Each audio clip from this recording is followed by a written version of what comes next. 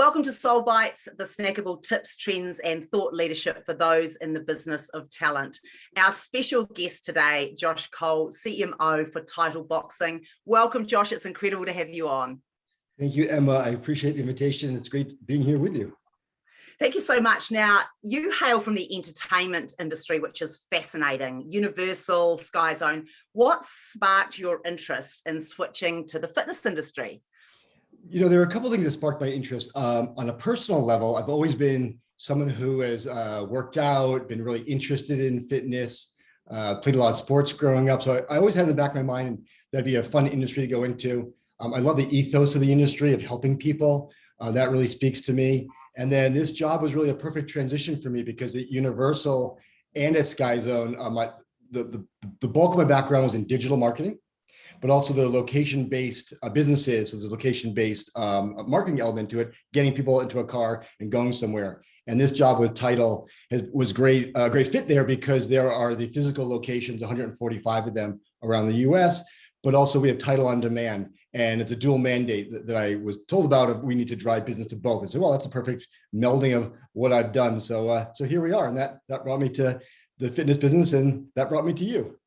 And we are so happy to have you in our industry. I have to say, we're seeing a lot of wonderful executive grunt come to fitness, and we really need you. So thank you for that. Tell us, how has your first year been? Is it what you thought? What are some of your observations? Yeah, I've really loved it. One thing that struck me is just how positive the community is. The community being not just the members, but the people in the industry itself.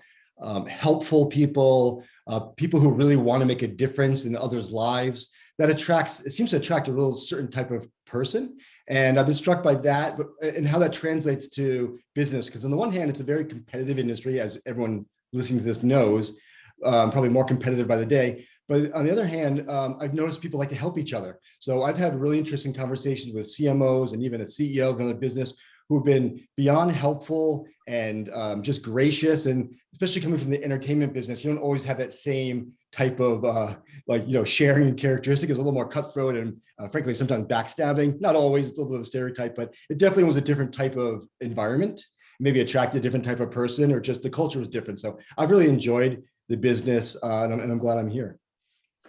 And so are we. Look, and one more question around brands. So we are also our own brands. So what have you done to, what makes up your brand, and what are you mindfully doing as you bring your personal brand from entertainment into fitness?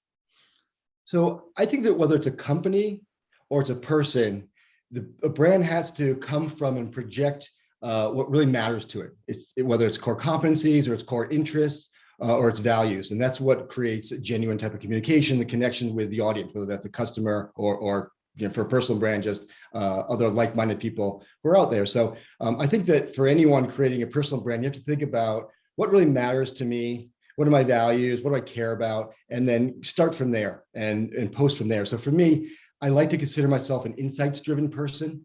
I'm curious about a lot of things. I read a lot of articles, so I'll post about something I read or try to add to it if possible.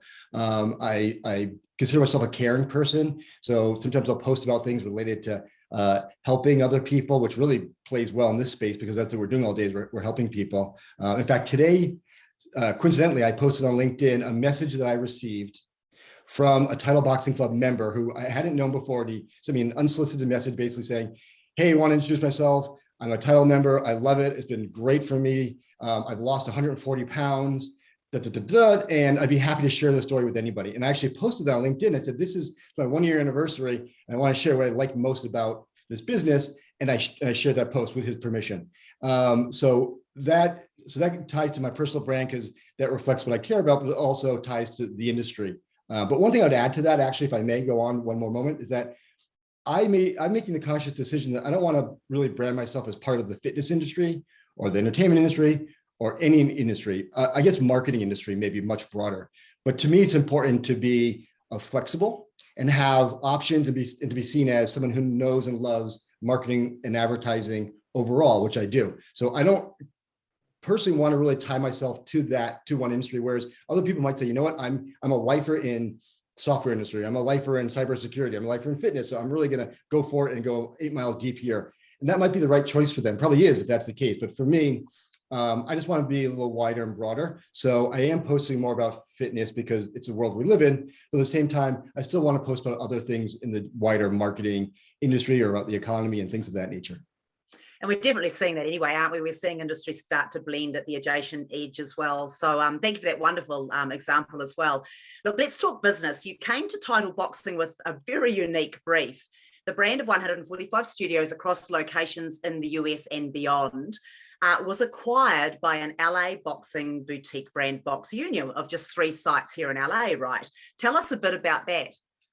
It's a really good question, and it hits on a very interesting story because almost always it's a bigger brand, as you're saying, it's a bigger brand that buys a smaller brand. And this is the exact opposite. This is truly a minnow eats the whale type of story because you have the owners of the 3 studios buying the 145, which is really a kind of unheard of. But a couple of things really led to that being possible and as a part of the story of who we are today. And one of the key things is that the co-founders, the 2 co-founders of Box Union, Felicia Alexander and Todd Wadler. Todd comes from the investment banking business. He actually co-founded an investment bank, pretty crazy, interesting background, decided to leave Wall Street, also had a passion for fitness. And so started this with his good friend, Felicia. So here's somebody who knows how to raise money, is connected in the investment world, obviously.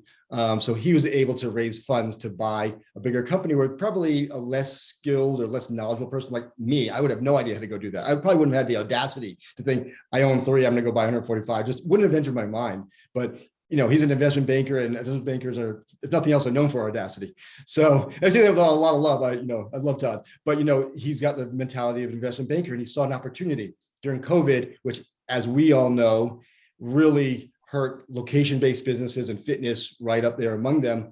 I think I read a stat that 22% of US fitness businesses went out and didn't reopen, which is terribly painful. But because of that, you had a company like Title, which had closed locations, revenue wasn't coming in, and you had an ownership group who was ready to move on after starting it and owning it and having the success it did. So Todd raised the money, brought in his and Felicia and the team's expertise of running businesses, running a boxing-based business, bought Title. So really interesting story. And I don't know how often you'll see something like that, but it happened. And now I'm a part of it. So it's really kind of a cool thing. Yeah, really exciting. And that stat was actually worse, I think, here in California, and especially relating to the studios. I think we lost up to 30% of our brick and mortar here in California. And that stat is somewhere, I believe, about 25 to 27% across the country. So huge impact in brick and mortar. Yeah. Look, let's move into, I know that you're amidst a rebrand, which is this not every CMO's dream? How's it going? And perhaps have you got any advice, what's the real deal for any aspiring marketers out there who are about to embark on change of this magnitude? It probably is every CMO's dream. It might turn into a nightmare in some cases. Luckily, I'm not speaking from personal experience, but it's a lot harder than it looks, is why I say that. So actually, we're not using the term rebrand. What we're calling it is a refresh, because we have this interesting situation where Title is a wonderful brand. It has great attributes. It's well known in the boxing world, so it's very authentic to boxing, and we're selling and marketing and providing fitness, boxing inspired and kickboxing inspired fitness. So there's a great connection there, and a lot of people know and love the brand, and there are great things happening with it. You turn on a fight, and you're likely to see someone wearing Title gloves or Title shorts, or other branded material. So it's a great brand, but at the same time, it needs to be modernized a bit. It's a little bit, just hasn't really kept up with the time from a branding perspective. From a product perspective, yes. From a knowledge about what we're doing perspective, yes, but just from a brand perspective, no. So it's an opportunity for us to take those existing loved brand attributes and then tell them in a way that makes more sense and connects better to consumers today in 2022, where we are in the world. So that's what we're doing. We're looking to refresh that brand. And then in terms of the second part of your question, if I remember right, which is any tips about, did you ask about any tips about rebranding? Yeah. So, and watch outs. What are things watch out? Yeah. About? Yeah. So to me, well, one watch out is always the budget can be much bigger than you think going in, because we're going to add this, kind of like buying a house. You think you're going to put in this money and it just keeps going. So this sort of the fixer-upper problem you have with houses can bleed over to the branding world. But I think the biggest watch out that I have is to start too soon. So when I came in, Todd and Felicia, who were anxious to get going, actually said to me, "Okay, when do you want to start this refresh project? Do you want to hire an agency and get going?" And they were looked to me as the CMO to make that call. And I paused, I tapped the brakes. As excited as I was to do it, it's okay, I'm new, I need to learn all I can about the brand.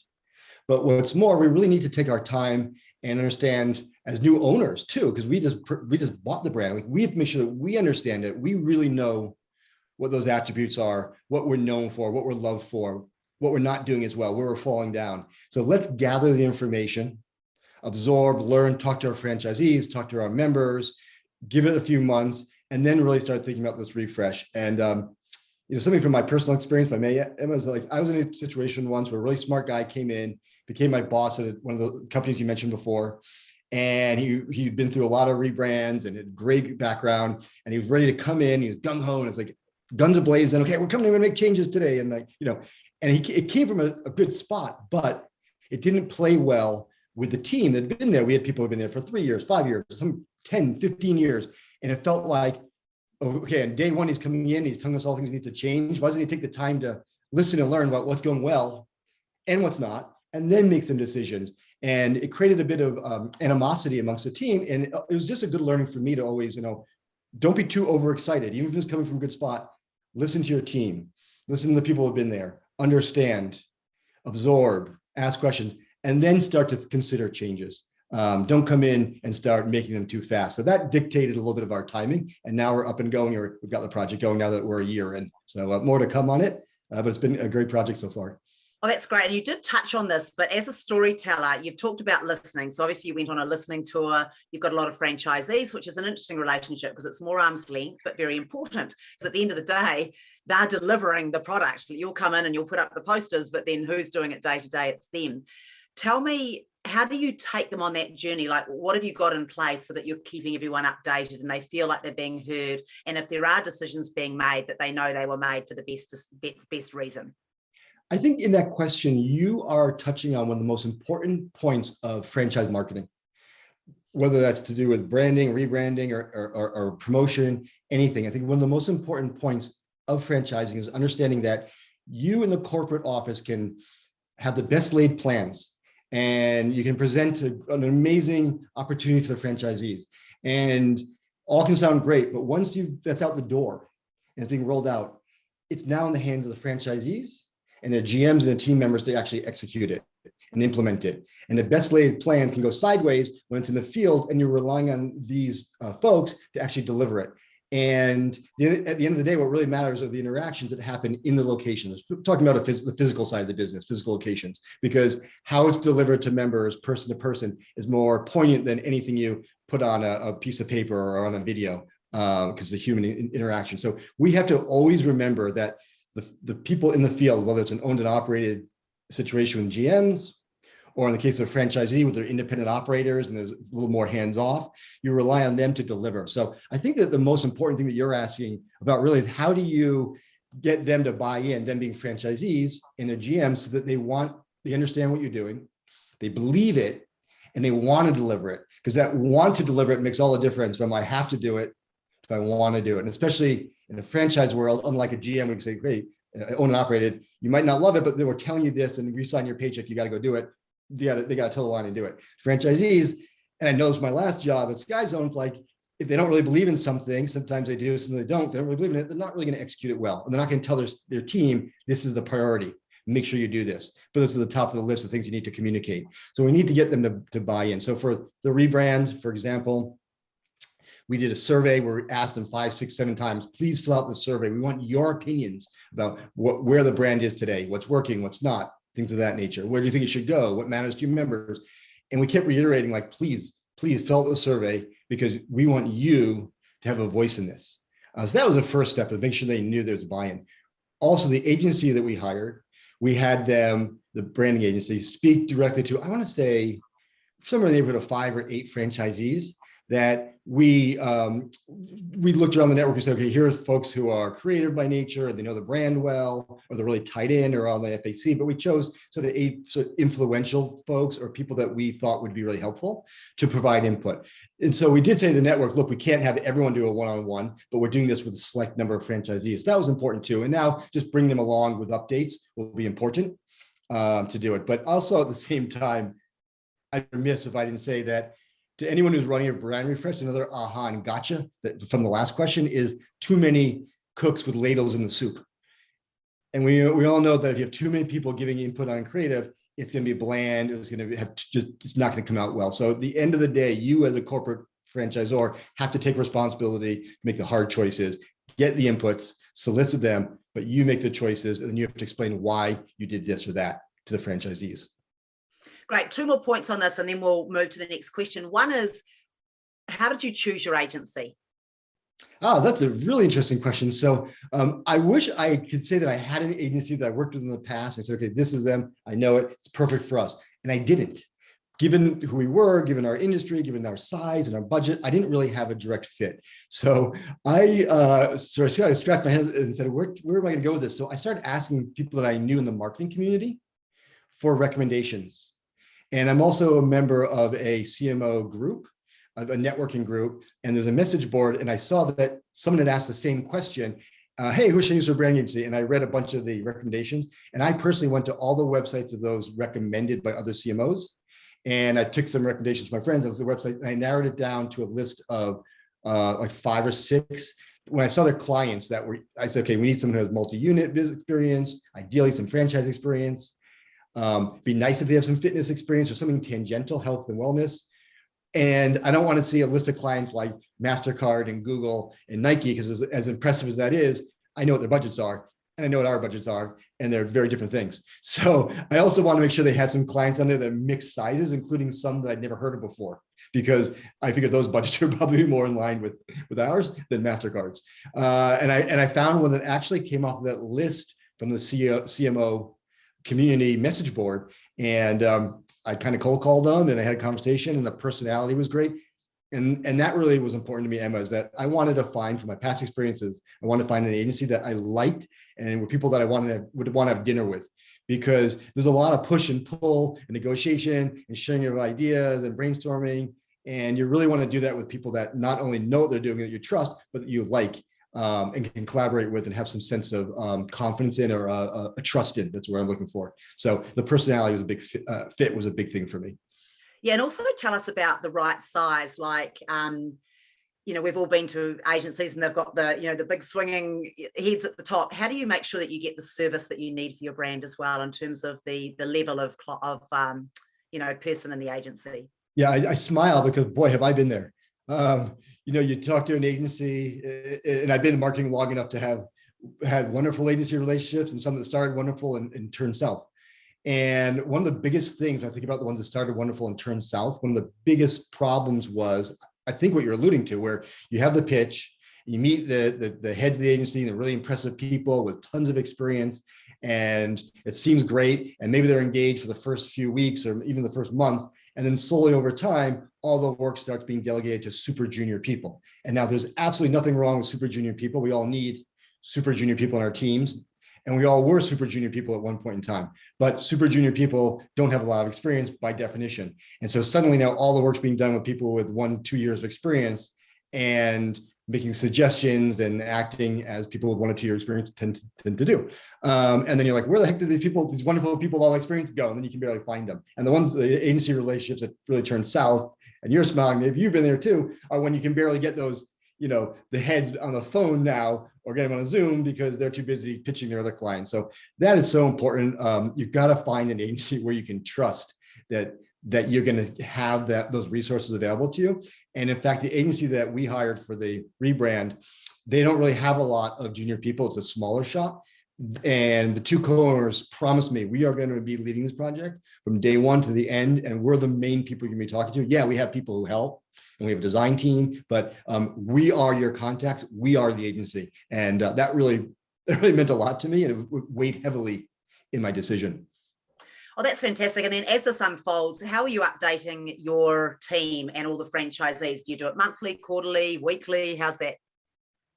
Well, so the franchisees, we have a monthly call with them via Zoom now, where everyone's invited. And we provided a lot of updates in the beginning, what we're doing and why. Then we solicited the input for the surveys. Now that on the surveys, we've gotten to a certain point in the project, I think we're ready to go back now. I think probably the last time we updated them, we didn't really bring it up, but now is probably time to give an update again. So trying to do it monthly with them, employees more regularly, because it's important they know what we're doing. And I'm not giving all the nitty gritty inside baseball. Here's the exact decisions we're making. It's more, here's where we are in the project and here are the next steps. And the core team are the ones who are more involved in the actual decision making and so forth. Thank you for sharing all of that. Can't wait to see the rollout and to get into a studio soon. So now let's take a step back. Can you talk us through the main marketing trends that you see in 2022 and whether or not these are related to pandemic or not? Yeah, I love looking at marketing trends, and there's a lot going on out there. It's an industry that's always changing, and there's so many. I mean, one that I won't go into, but it's a big one for us is like first-party data. Marketers needing to take control of and own and understand their first-party data, because there's so many issues with iOS 14, making it harder to do paid search advertising effectively. It's still effective, but not as effective as before. At least the tracking is different. Talk for hours about that, but I won't. The long and short of it is, like, marketers need to gain and control their data more. That's a big theme. Another one that ties more specifically to title, which I'm actually really excited about, is the trend in brand marketing to start talking about mental health issues. And you've probably seen a lot about that too. I was really amazed to see an article in the Wall Street Journal probably 5-6 days ago about how more and more companies are talking about mental health in their marketing. There was a hotel brand was mentioned. I think GM was mentioned. There was a consumer product goods company mentioned. I wish title had mentioned. But what's interesting is that a year ago, you didn't see many companies outside of wellness or very specific, talking to therapists type of companies talking about mental health. Now to see big brands, Nike talking about it, it's really interesting. Because that's a change in the culture to be able to talk about it like this, which is very healthy. But for us at Title, the reason it's really important is that it's something that is near and dear to our hearts. Our co-founders, Todd and Felicia, have been talking about mental health and the connection with boxing since the Box Union days, before we even bought Title. Felicia has written about the connection and why she got into boxing because of issues around mental health and how it helped her. And so we fervently believe in the power of boxing-based and kickboxing-based workouts to help not only your physical fitness, but the mental health wellness aspects, because when you're hitting a bag, it's releasing a lot of endorphins and it's very cathartic to hit a bag. In addition to that, we have something we call flow state in boxing-based fitness. I know you've done some yourself. When you're trying to do the combination and it's really hard, like jab, hook, duck, slip, whatever, you're just trying to keep up with it. You're not thinking about the outside world. Or if you're hitting mitts, all you can focus on if you're doing one-on-one training, if the mitts are up, you're just trying to hit the mitts and they duck. So you can't think about your boss and school or work problems or family issues. You're just thinking about what's in front of you. So that's the flow state that we talk about. And other forms of exercise, like cycling, which I love, are wonderful physically, but it's different because you can still ruminate on whatever was in your head before you got on the bicycle. Maybe you can work through those issues, which is fine, but you're thinking about them. What's different with boxing and kickboxing is that you're not thinking about them, and it's much more cathartic in that sense that it's just you're putting them out of your mind, like meditation. Just push it out of your mind. You're clear and it feels really good. So we've been talking about that. It means a lot to us. And to see other brands talking about it is really interesting. And I see it as a plus because the more people talk about it, the better for society and the better for us, because then other people know what we're referring to when we talk about mental health issues. We're not out there in left field. We're part of the conversation. I love that. And there are 145 opportunities, 3 Box Union opportunities, and a whole bunch of digital. There is no excuse that you can't go out there. This is all our listeners out there. Go and hit a bag, go and have an experience with the brand and see what we're talking about. It really is quite spectacular. I've got a lot of friends myself, WeBox as well. So Josh, this has been incredible. My final question, what sets your soul on fire? So on a very personal level, I'm family oriented. And my wife and I have 2 sons, 13 and 7 going on 8. And something that sets my soul on fire is when I see my kids having fun. I see them in a moment of joy, whether that's playing soccer or just laughing at something silly they read in a book, a comic book. I love that. So that is so meaningful to me. So I try to spend a lot of time. And I love how in the fitness industry, from my experience, there is not just words being said, spoken about work-life balance. There's actually a commitment to work-life balance, and an understanding that we need to spend time with loved ones and pursue personal interests to make ourselves happy. So I've used that to spend more time with my kids than I did previously, and that's been wonderful. And then in addition to that, I love to learn. So I consider myself a lifelong learner. So when I learn something new and interesting and have a chance to talk to people about things I don't know and I learn from other people, I really enjoy that. So lifelong learning sets my soul on fire as well. And probably a bunch of other things I could keep going on about, but I'll stop there. You're pretty on fire, I have to say. Josh, thank you for your incredible insights, your helpful tips to marketers out there. All the best with the refresh, and I look forward to seeing you behind a boxing bag soon. Cheers. Oh, I'd love to do a workout with you someday. Let me know if that's ever possible. It's really possible. We'll do it soon. Awesome. Let's do that. All right. Thank you very much.